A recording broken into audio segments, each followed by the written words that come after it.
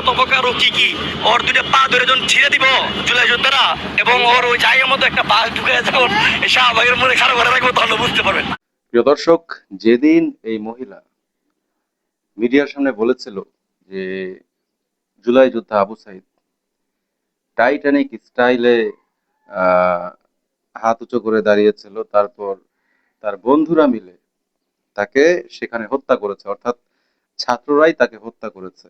যে আবু সাইদের হাতেও লাঠি ছিল, সে সামনে গিয়ে টাইটানিক স্টাইলে দুই হাত দুই দিকে ছড়িয়েছিল এবং পুলিশে গুলি করছিল, একবার এভাবে আরেকবার এভাবে সেও প্রতিহত করছিল। কোথাও তার শরীর থেকে রক্ত ঝরে পড়তে দেখা যায়নি। আর বন্ধুরাই প্রথম শহীদ দেখানোর জন্য আবু সাইদকে মেরেছে। এই ধরনের কথা বলে আপনার জুলাই যুদ্ধ অথবা এই আবু সাইদকে যখন কটাক্ষ করেছিল, তখনই বারবার মনে হয়েছিল যে এই মানুষটাকে কিছু বলার মতো লোক কি প্রশাসন বিভাগে নেই, অথবা এই মানুষটার বিরুদ্ধে কোনো ব্যবস্থা নেওয়ার মতো কি কোনো আইন বাংলাদেশে নেই।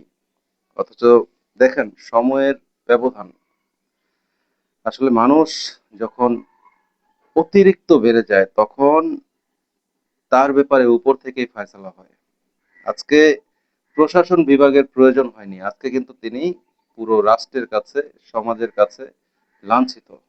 যদিও তাকে দেখে মনে হয় না তার কোনো লজ্জা শরম আছে, কিন্তু পুরো দেশবাসীর কাছে আজকে সে লাঞ্ছিত।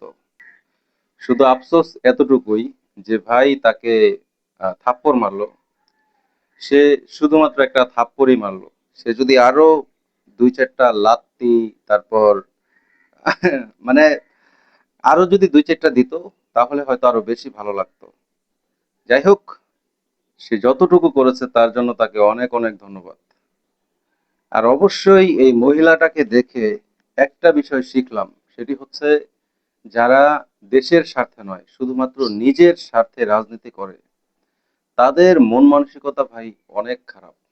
তাদের আহ মন মানসিকতা এক কথায় পশুর চাইতেও নিকৃষ্ট। যারা শুধুমাত্র নিজের জন্য রাজনীতি করে, তারা আহ নিজের স্বার্থের জন্য তারা এমন ভাবে নিজেকে পাল্টে ফেলে যা আসলে আপনার ধারণার বাইরে।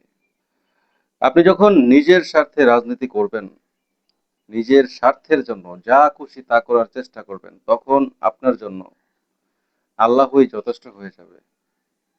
আপনার পাপের শাস্তি দেওয়ার জন্য আল্লাহই যথেষ্ট। আসসালামু আলাইকুম ওয়া রাহমাতুল্লাহ ওয়া বারাকাতুহু। আল্লাহ হাফেজ।